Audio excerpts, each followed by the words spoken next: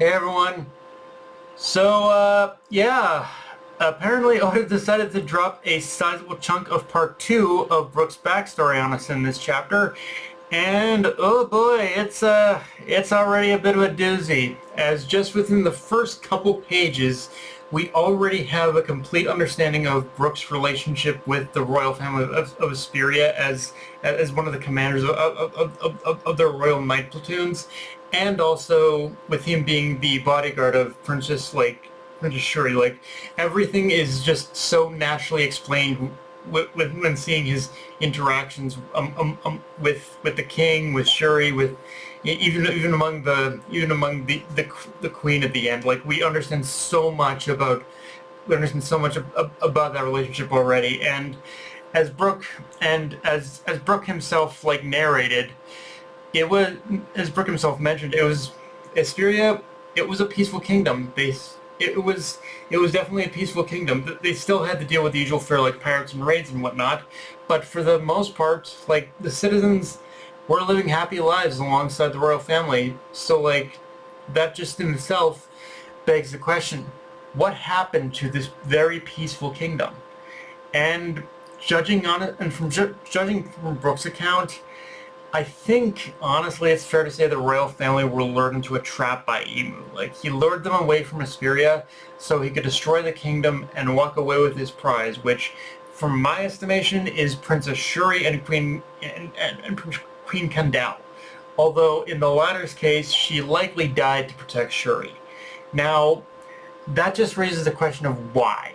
And the most blatant, obvious answer I can give is there's something about there's something about the royal bloodline on basically Kandel and Shuri's side that drew Emu's attention, and I wouldn't be shocked if it's if we find out that there's a connection between Kandel and Shuri and one of the old races that lived on the Red Line before the Great War. Like that's the first thing that pops in my head, at least, is that it's that I don't know what the connection is necessarily, but there's something about those eyes, especially, that make me say, yeah, there's definitely a connection to basically the war that happened happened hundreds of years ago. Like something.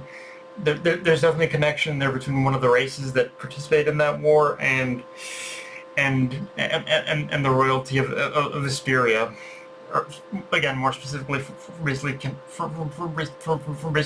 like Kandel's side of the family, at least.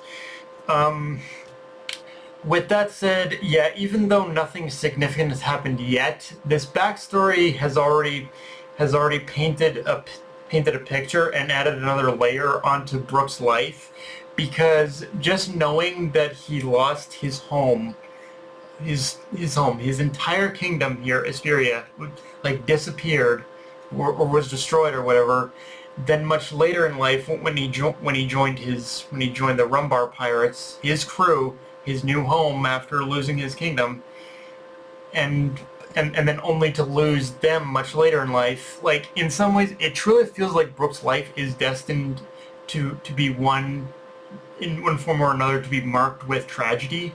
And I feel like that very much is going to play into what his ultimate decision will be about how to deal with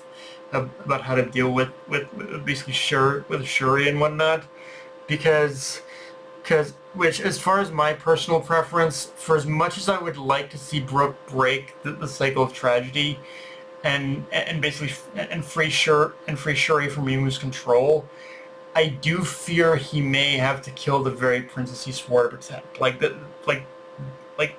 Unless there's a way to break Emu's control, that then I feel it has to happen. But honestly, even if there is a way to break Emu's control, I still kind of prefer Brook being forced to kill Princess Shuri, because even though it would be a tragedy in a sense, he'd also be freeing her from what is essentially an eternal torment, but basically serving Emu as a puppet. Like more than, like, one thing that's been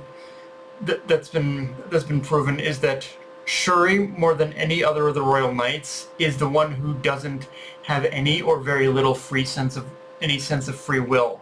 so killing her would kind of be setting her free. Like as much as, like again, as much as I would like for, as much as I'd like to see like, as much as I'd like to see like Brook break the cycle he lives in of like just absolute tragedy one moment after another, I do think it's kind of necessary in order for him to kill her. Like again, it's and in a way, but by killing her, you'd also be like reuniting her with her parents as well. Like there's even though again, even though it's tragic, there are many layers to her where it would be kind of it would be kind of in its own weird way breaking the cycle of tragedy, even if he has to be the one to do the deed of killing her. Now, moving on from Brook, though, there is something happening in the present timeline to talk about as well, and no, believe it or not, it's not Imu and Loki, although that's kind of cool too, but rather everyone else, but with everyone else, but more specifically, the Giants fighting back against Killingham. And again, motivations are obvious and clear, they want to get the kids back, but more interestingly for me, is that as this fight drags on, the more it feels like the Giants are kind of almost rediscovering, so to speak, their instincts for battle.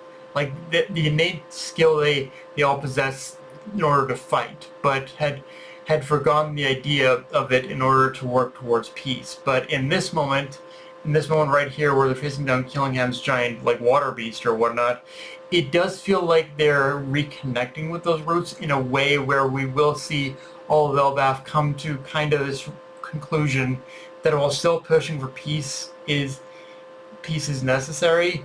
This experience definitely has taught them they shouldn't be ashamed of their more savage history and nature. In fact, in some way, it's almost necessary to protect. It's almost necessary in order to embrace that, in order to truly protect the things you're fighting for. Like, in a weird way, embracing that more savage side of themselves is what will also help them in order to secure peace.